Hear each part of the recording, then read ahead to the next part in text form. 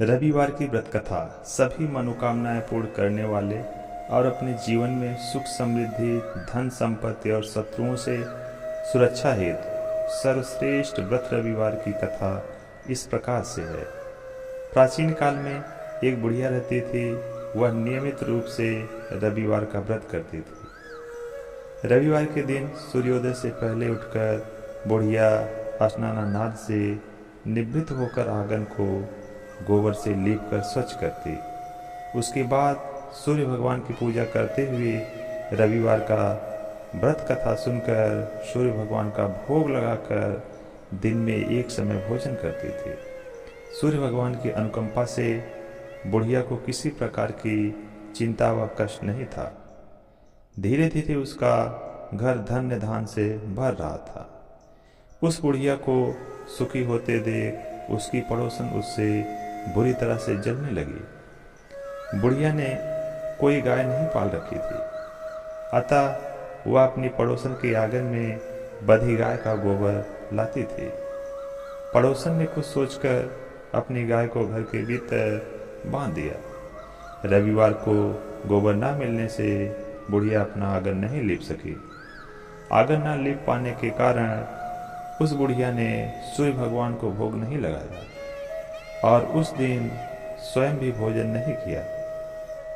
सूर्यास्त होने पर बुढ़िया भूखी प्यासी सो गई। रात्रि में सूर्य भगवान ने उसे स्वप्न में दर्शन दिए और व्रत न करने तथा उन्हें भोग न लगाने का कारण पूछा। बुढ़िया ने बहुत ही करुण स्वर में पड़ोसन के द्वारा घर के अंदर गाय बांधने व गोबर न मिल पाने की बात कही। सूर्य भगवान ने अपनी अनन्य भक्त बुढ़िया की परेशानी का कारण जानकर उनके शव दुख दूर करते हुए कहा, हे माता, तुम प्रत्येक रविवार को मेरी पूजा और व्रत करती हो। मैं तुमसे अति प्रसन्न हूँ और तुम्हें ऐसी गाय प्रदान करता हूँ जो तुम्हारे घर आंगन को धन धान्य से भर देगी। तुम्हारी सभी मनोकामनाएं पूरी होगी। रविवार का व्रत करने वालों की मैं सभी इच्छाएं पूरी करता हूँ। मेरा व्रत करने व कथा सुनने से बांझ स्त्रियों को पुत्र की प्राप्ति होती है। स्वप्न में उस बुढ़िया को ऐसा वरदान देकर सूर्य भगवान अंतर्धान हो गए। प्रातःकाल सूर्योदय से पूर्व उस बुढ़िया की आंखें खुली तो वह अपने घर के आंगन में सुंदर गाय और बछड़े को देखकर हैरान हो गई। गाय को आंगन में बांधकर उसने जल्दी से उसे चारा लाकर खिलाया। पड़ोसन ने उस बुढ़िया के आंगन में बड़ी सुंदर गाय और बछड़े को देखा तो वह उससे और अधिक जलने लगी। तभी गाय ने सोने का गोबर किया। गोबर को देखते ही पड़ोसन की आंखें फट गई। पड़ोसन ने उस बुढ़िया को आसपास ना पाकर तुरंत उस गोबर को उठाया और अपने घर ले गई तथा अपनी गाय को गोबर वहां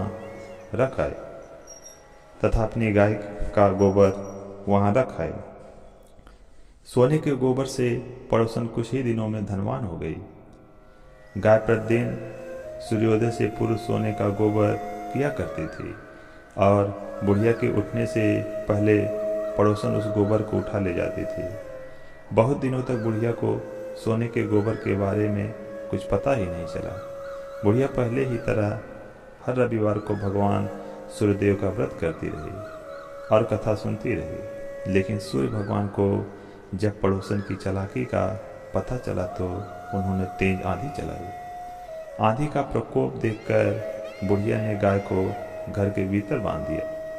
सुबह उठकर बुढ़िया ने सोने का गोबर देखा तो उसे आश्चर्य हुआ। कुछ दिन के बाद बुढ़िया गाय को घर के भीतर बांधने लगी। सोने के गोबर से बुढ़िया कुछ ही दिनों में धनी हो गई।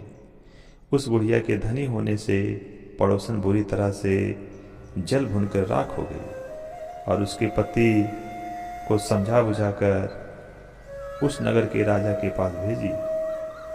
राजा को जब बुढ़िया के पास सोने के गोबर देने वाली गाय के बारे में पता चला तो उसने अपने सैनिकों को भेजकर बुढ़िया की गाय को लाने का आदेश दिया।